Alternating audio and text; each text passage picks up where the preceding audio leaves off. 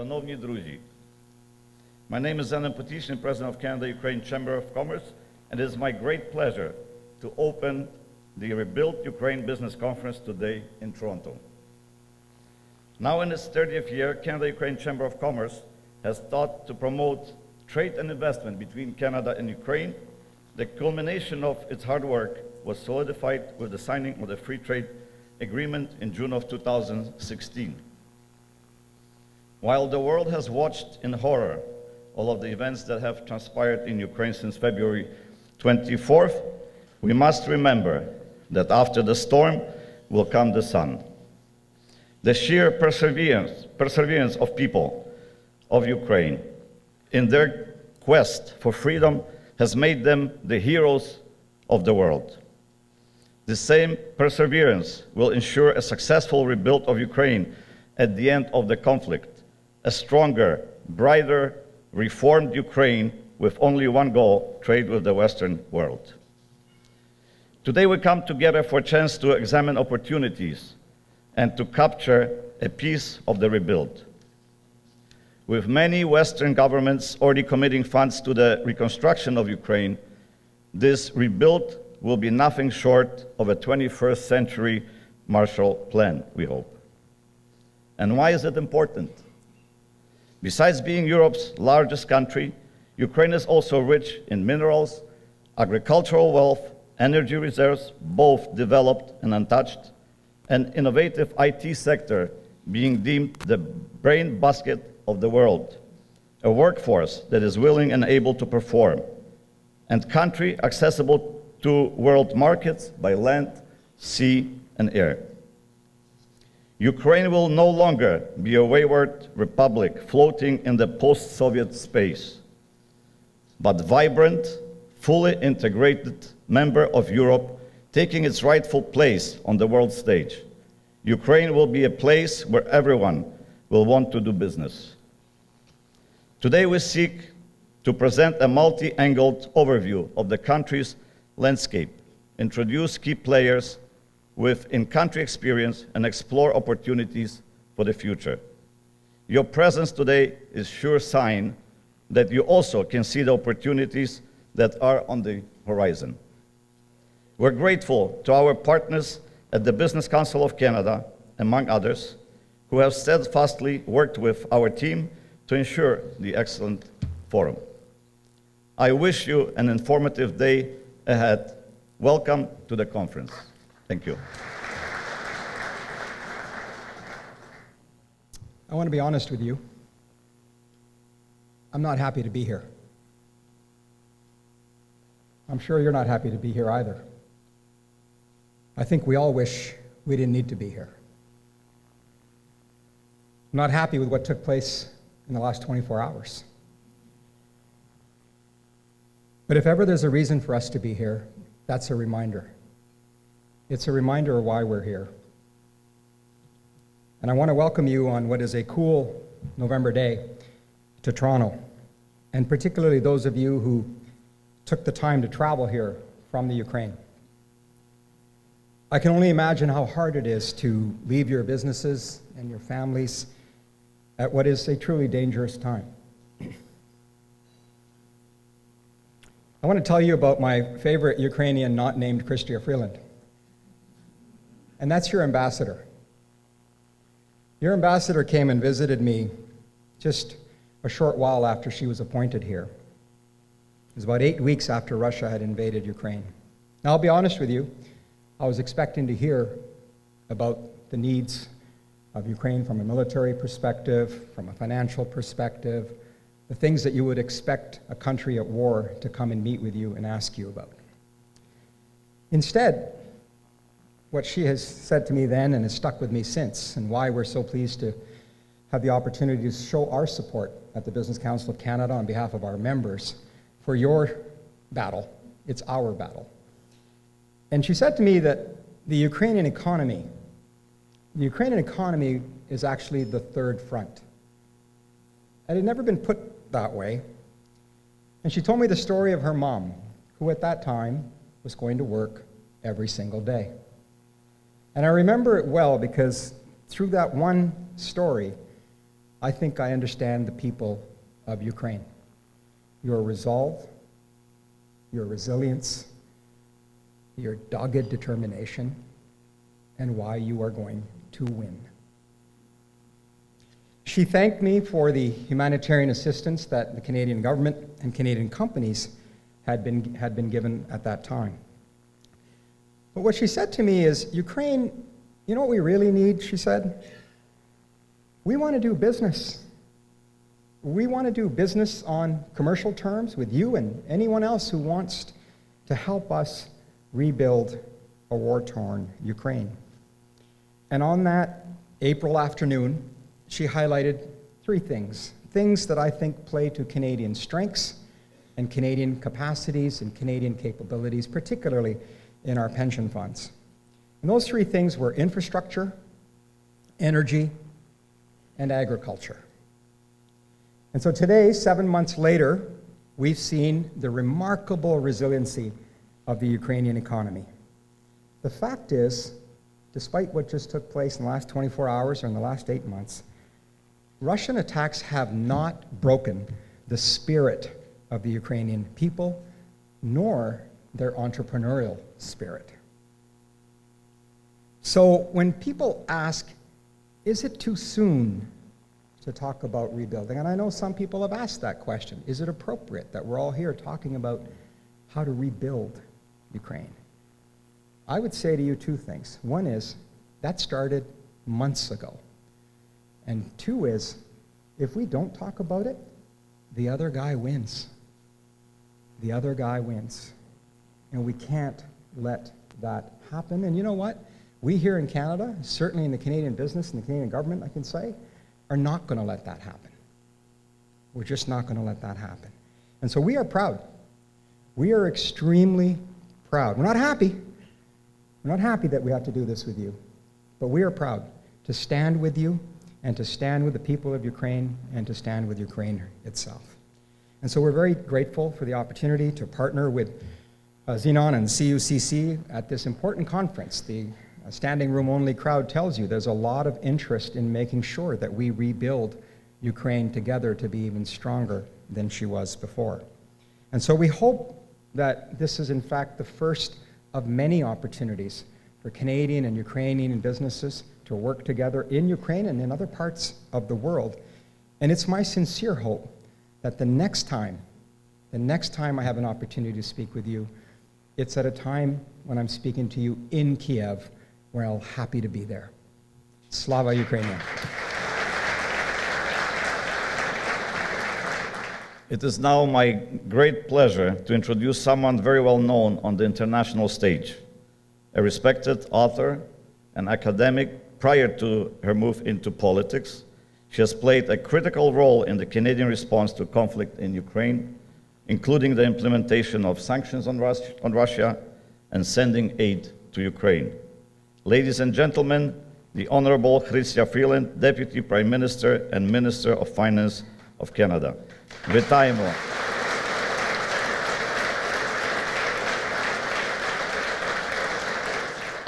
So, I do want to thank Prime Minister Денис Шмигаль. Денисе, дякую, що ти з нами. It's a real honor to have him here with us and to be able to introduce him. But before we hear from Denis, I just want to speak briefly about the contributions that Canada and Canadians, all the people here, have made to Ukraine in its courageous fight, and talk about why it's so important for us to continue to do everything we can to help Ukraine win. Ukrainians are not going to give up. I think that is very, very clear. We need to be sure that Ukraine's allies, very much including Canada, are equally steadfast and resolute. Cela fait maintenant 9 mois que des chars d'assaut russes ont traversé la frontière ukrainienne. And for 9 months, the people of Ukraine have, with incredible heroism, with incredible tenacity, and frankly, with incredible intelligence, fought to defend their freedom. I know that every single one of us here has been inspired by their bravery. They're fighting for their freedom and their sovereignty. They are also fighting our fight, the fight for democracy. Putin is trying to conquer Ukraine. He wants to show that Russian tyranny can defeat Ukrainian democracy. He is also trying to show that tyranny writ large can defeat democracy itself. We cannot allow that to happen. Our security is in jeopardy as well. Which is why, so far this year, Canada has committed more than $5 billion in financial, military, and humanitarian aid to Ukraine.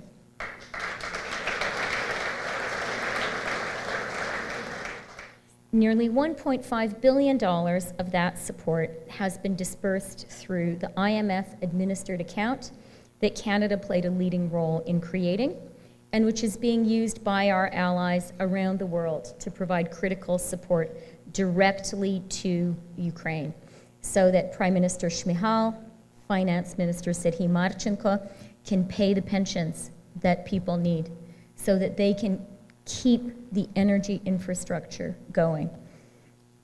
And I'm thrilled to say that on Monday, just 2 days ago, we launched a 5-year, $500 million Ukraine sovereignty bond. This is an innovation. It is a Government of Canada bond backed by Canada's AAA credit rating.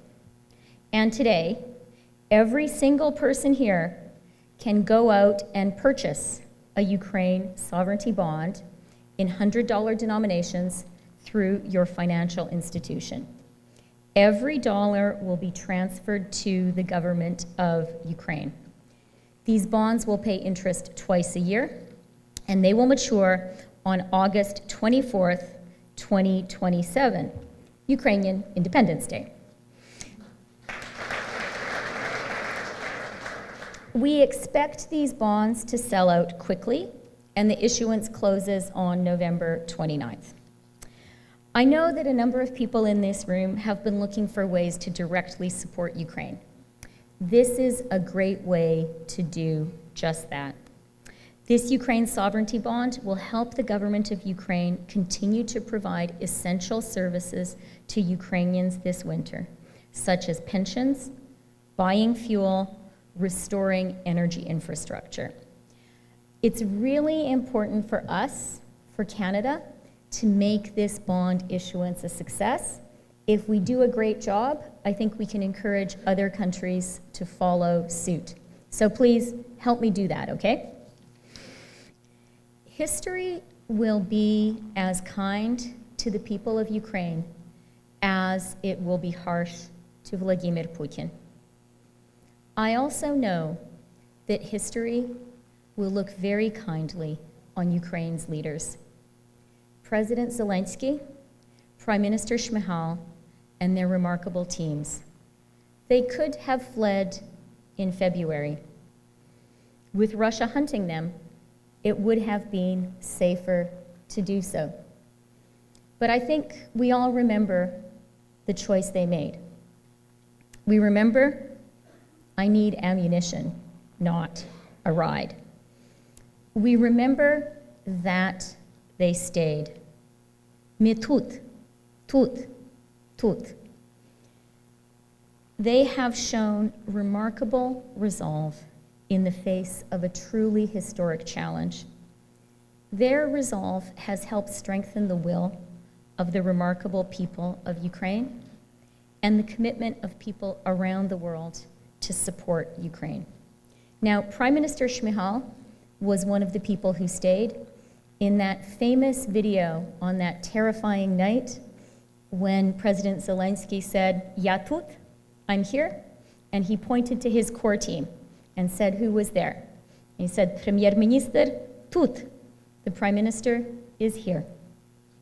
He and I speak to each other very often, sometimes every day, in tense periods.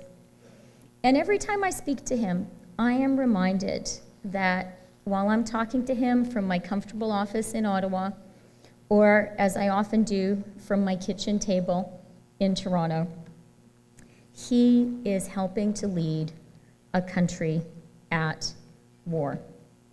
So I am really grateful that Prime Minister Schmihal is taking the time to speak to us today. I have told Prime Minister Schmihal that Canada and Canadians will be there for as long as it takes. This conference is proof of our country's commitment. Each one of you who is here is proof of our country's commitment. And now, let me turn it over to my friend, Ukraine's Prime Minister Denis Shmyhal. Slava Kanadi, Slava Ukraini. Ukraine is grateful to have Canada as a long-term friend of our country since the day of our independence. On behalf of the government of Ukraine and the people of Ukraine, I would like to thank your government and the citizens of Canada for extraordinary financial, technical, humanitarian and military support. It helps to preserve our country and prevail as a strong democracy in the future. We appreciate the hospitality to the community of Ukrainians who fled the country due to the war.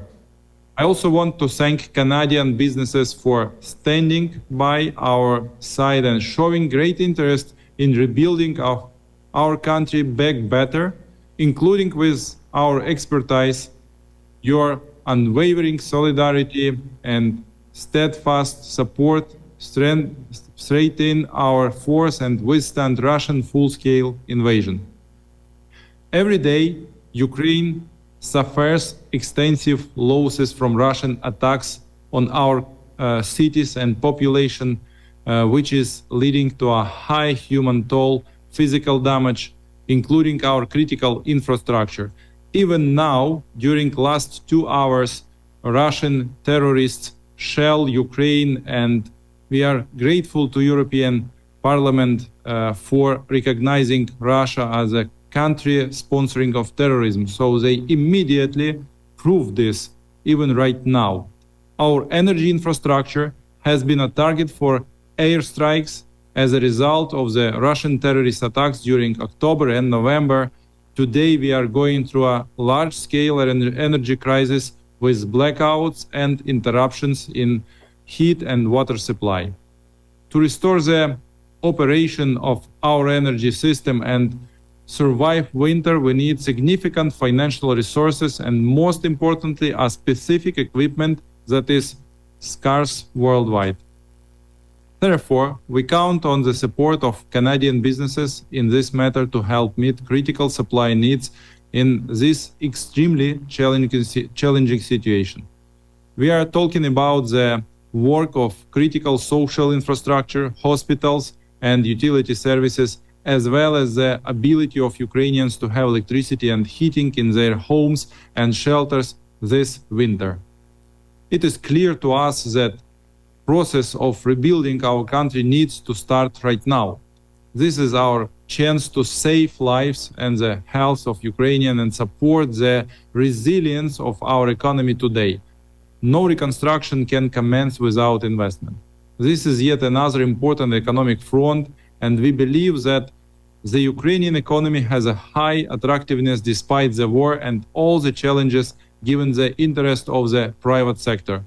The key areas which are and will be a priority for us are security sector and military industrial complex.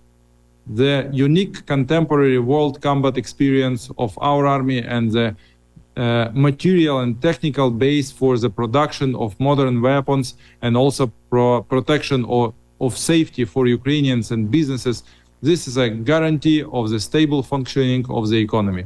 The second option is agricultural sector. Ukraine has 33% of the world's black soil. Favorable climate, recycling opportunities. Ukraine is one of the guarantors of global food security. In 2021, our contribution to the world food market was equivalent to the nutrition of around 400 million people. The third option, energy, including renewable and clean nuclear energy. Ukraine ranks second in natural gas reserves in Europe.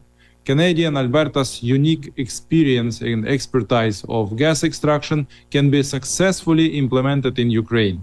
The fourth option, IT sector. The IT sector is the most resilient to all threats.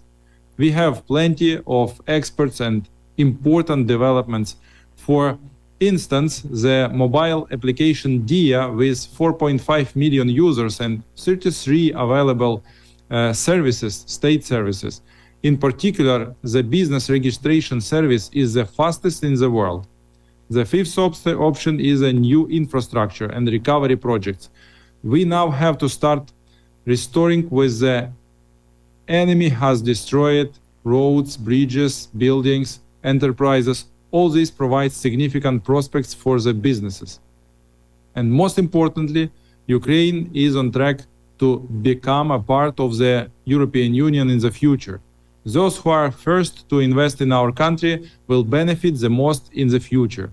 War risks insurance is of the greatest interest to potential investors. Ukraine is working on it.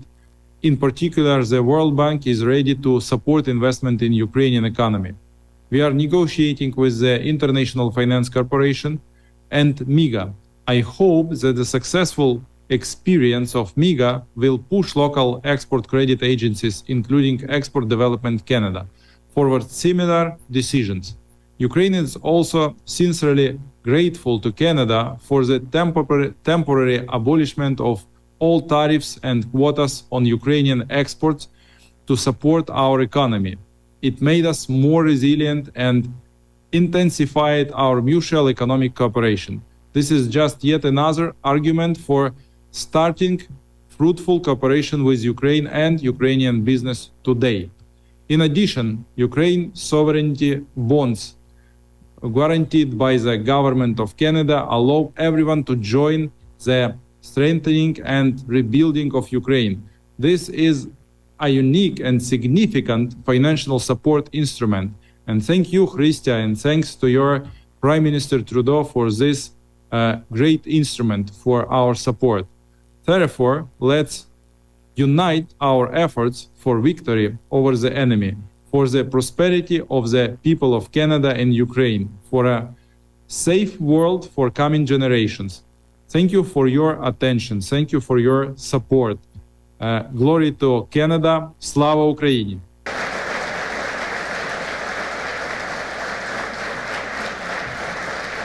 Dear ladies and gentlemen, before I share with you our vision for the future, I would like to share a personal story from my family's past. My great-grandmother's family was quite wealthy. They were successful farmers living in the western part of Ukraine, in Галичина, and they owned almost 8 acres of land. In the 60s of the 20th century, Soviet authorities decided to rob my family of their land and to incorporate the assets into a collective farm. When the tractor came to expropriate the land, my fearless great-grandmother threw herself under its wheels and screamed that she would not give up her land that belonged to her and fed her family. The tractor driver, in shock, drove around my great-grandmother, and so she managed to save a few meters of land. The rest was alienated to the collective farm, together with state buildings, farming equipment, and livestock. This is how the Soviet authorities killed the entrepreneurial spirit and punished Ukrainians for their business ideas. And the task of Ukraine today is to revive the spirit of entrepreneurship in Ukrainian people. And I am talking specifically about small and medium enterprises who resiliently create an ecosystem of jobs around them, who pay taxes, and who produce innovative goods and services. Small and medium businesses are massive, resilient, and sustainable driver of our post-war reconstruction. That's why we should treat them as the unique players of the Ukrainian economy. And this year, no matter the war, the government of Ukraine, following the initiative of the Prime Minister, launched Ye Robota grant program. It provides grants for entrepreneurs to start or expand their businesses. A mandatory condition is that the grant is the employment of at least 2 people and the return of grant in the form of taxes. And you know, the demand is unbelievable. Since the beginning of the war, we have received through our online portal DIA almost 14,000 applications, and 2,000 of them are successful. These people launched small solar stations, they produce military uniform, they open inclusive bakeries where children with Down syndrome work, and what's the most important? Almost half of them are women. These people have already created 4,000 jobs, and we hope for more in the next year when the program continues. And the conditions of this grant program allow to attract the funds from investors all over the world. However, it's not the only thing we ask. We ask you to think today how Ukrainians, how the small and medium enterprises can be useful to you tomorrow. After our victory or on our path to it, how we can cooperate, invest, export, and create a sustainable future together for the entire world. And to wrap up, I would like to share another short personal story. In 2011, as a student, I received a grant from Canadian diaspora, maybe from some of you, to have an internship, 3 months internship in the Canadian Parliament. And this Canada-Ukraine parliamentary program had an enormous impact on me. It filled me with a desire to come back to Ukraine and to build the same democratic and professional institutions. And today, 11th year after, I'm talking to you as a Deputy Minister of Economy of Ukraine. This is how a small help, a small grant support may change one's life and subsequently change Ukraine's future and the world's future. So I hope very much for your support one more time. Thank you so much. It's my big pleasure and my honor to be here today with you and hear the words of the strong support from Canadian government and Canadian business community to Ukraine. And many of you and many of the guests today, I saw in 2019, during the first trip of President Zelensky and his team after the elections. It was in Canada, and we've done at that time also the big business conference. In my previous job, I was heading the Ukraine's National Investment Council. So I'm happy that I see a lot of friends with whom we met for years here in Canada. And for some of those new faces and the new guests which we have today, I would like maybe a bit of remind of Ukraine and what the country is Ukraine. Because from many of my conversations in Canada, since I've arrived here in the last days of March, a lot of people were telling me, look, we were seeing all of these presentations about Ukraine being the big agriculture country, having a strong IT sector, but we thought actually that that was a marketing, and that you were doing all of this presentation to promote the country.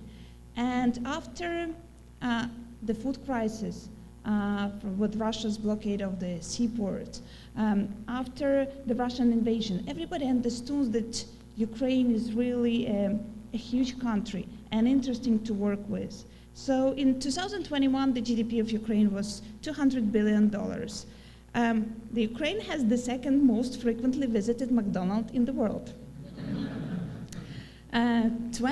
Almost 28 billion of agri-export in 2021. 15% of the global trade of corn and 10% of the wheat. The second biggest gas-proven reserves in Europe. 300,000 Ukrainians employed in IT, and $7 billion export of IT sector in 2021. Ukraine has already some of the unicorns on the market. Grammarly, Genesis, People UA, Firefly, Airspace, these were the ones who already became a unicorn in the IT sector. And you know that Canada is very strong in winter sports, and 25% of all world sales of the Fisher skis, they were made and are made in Ukraine. But now Ukraine shows a different role. This is the role about the courage, resistance, bravery on all of these three fronts. One front is our soldiers who are protecting the country on the battlefield. I think our diplomats are also the second front who are doing a lot to help and advocate for the support of Ukraine. But we have another important third front, is Ukrainian entrepreneurs, as Ukrainian business, who is making the unbelievable things. What is the Ukrainian resilience? 9 months in the war, the banking sector of Ukraine is working with none of the major interruptions. We have the stable national currency in a full-scale war. We successfully restructured all our sovereign debt. And the first 4 months of the war, Ukraine was timely serving its sovereign debt. All crucial public spendings, including social support, including the pensions, are being timely paid. Ukraine got candidacy status to EU during the war. And how the business in Ukraine is feeling, especially the international one. 96% of the foreign business plans to continue to work in Ukraine in 2023. 4% still haven't decided. 86% of the foreign companies in Ukraine are paying salaries in full, and 69 claim that they haven't suffered from the war directly. IT sector, as I mentioned, is one of the strongest in Ukraine and keep on working. That is a resilience. That is a leadership of those Ukrainian businessmen, and many of them I would like to thank you who came here today and are with us. Because for them it was a hard choice, whether to join the armed forces and go to the front, or to join the economic front and help the economy to survive. And it's not easy choice. And I would like to thank you, everybody, for both of the decisions who protect our country. But if we look on the future, the capital needs for rebuilding is huge. Only according to the World Bank estimates, which they done back in July, it's $374 billion. But since the recent attacks on the infrastructure, these figures will be much bigger. And of course, none of this rebuilding could be done without the involvement of the private sector. Private sector will be the biggest driver for the rebuilding of Ukraine, with the partnership of the governments, with the instruments, as Prime Minister mentioned, about the insurance, about the credit support, and we do count on ADC and helping Canadian business to enter Ukraine for the rebuilding. And here today, I'm very happy that we will have a chance to talk to each other, because everything what the business do is starting with the people and businesses knowing each other, talking to each other, and I wish everybody today a fruitful discussion on this conference, and I'm looking forward for many Canadian companies to help Ukraine, not only to rebuild, but to build better. Thank you. I want you to understand what an investment in time and energy and mental health resources it is to get to Canada from Ukraine these days. You have to drive out of the country or take the train. You wait at one border and you wait at another border. You have to get your visa. You have to overnight in Warsaw. You have to get on a plane and make the rest of the journey that many of you will be familiar with. So the fact that you have so many here, I think, shows the importance of this event. I think what we're doing here is highlighting the pressing need that Ukraine will have for all of its partners to stand with it in its rebuild. But I think it's also a time to highlight the opportunity that Canadian business has to work with an incredible sense of purpose, underpinned by the most noble goals of freedom, dignity, and democracy, with a people who are proving to us every single day that these values are worth dying for. So that's why you're in the room today. I want to share and build on what my good colleague Yulia has just said, and share 3 observations from my perch in Kyiv. I do live in Kyiv. Everyone in Canada, I've been here for a few weeks, asks me where I live. I live in Kyiv. I live in Ukraine. I'm Canada's ambassador there. I'm there. So just in case there was any doubt.